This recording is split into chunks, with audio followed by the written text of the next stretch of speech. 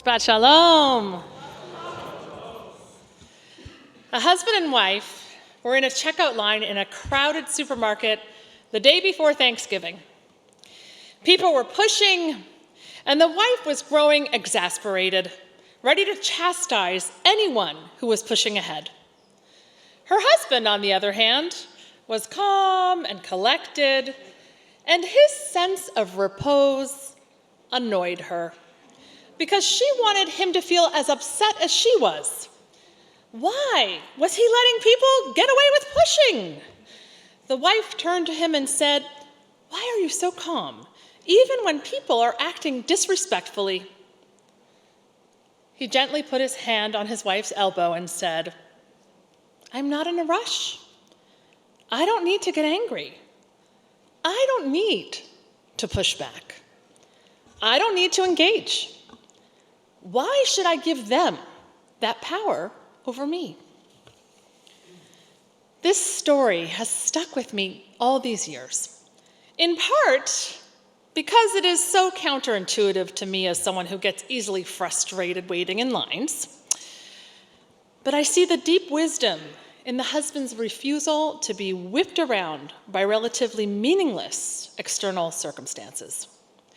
When people are behaving with disregard for others, we don't have to follow suit.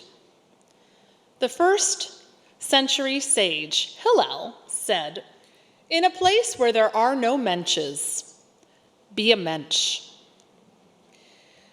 And in more recent years, Michelle Obama said, "When they go low, we go high." We have the freedom to take the high road. We have the freedom to hold ourselves to a strong moral and ethical code. We are taught that Torah leads to freedom. Yet it's not immediately obvious that receiving Torah has anything to do with freedom. After all, we went from being slaves to Pharaoh to being servants to God. But as Argentine Jewish activist Andrei Spokojny says, freedom without responsibility means slavery to one's basest instincts. Responsibility in Hebrew is achrayut, from the word acher, other. Only when I comprehend and embrace my responsibility towards the other can I truly be free. Torah is our master code for living with moral and ethical responsibility. This week in our Torah portion, the Israelites received the 10 Commandments. We received Torah not as individuals, but as a community. Personal freedom is always in relationship to communal freedom. Yet how many of us actually feel obligated to community? As moderns, we think of freedom as an expression of the unencumbered self, being able to do whatever we want without obstacles. We find ourselves in a broad cultural context in which the primary obligation is to the self. But this is not the Jewish way. Hillel famously said, "If I am not for myself, who will be for me? But if I am only for myself, what am I?" While we certainly need to take care of ourselves, we are always considering others.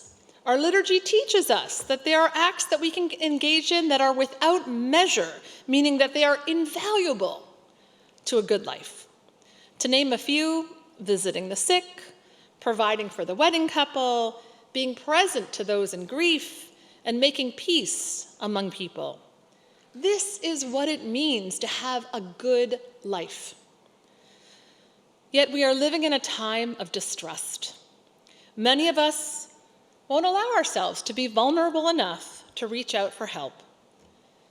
We have a hard time trusting others. But Judaism is a religion of community. This has been our core strength. This has been our way of survival all these centuries. Community means being there for one another, even when we are too busy or don't have the interest or want to push ahead and ignore others. We are interdependent. Do not separate yourself from the community. Do not trust in only yourself until the day of your death, warned Hillel. Being in community means that we are responsible to one another so that none of us should ever be left without support. We have a net of security. We don't have to spend all of our freedom just working to survive. We read in the Torah 36 times to take care of the stranger, the widow, and the orphan. We are responsible to one another. This week, we think of the many people whose lives have been lost in the wake of the devastating earthquake in Turkey and Syria. And when we think of the suffering of others, it is incumbent upon us to respond with aid to the best of our ability.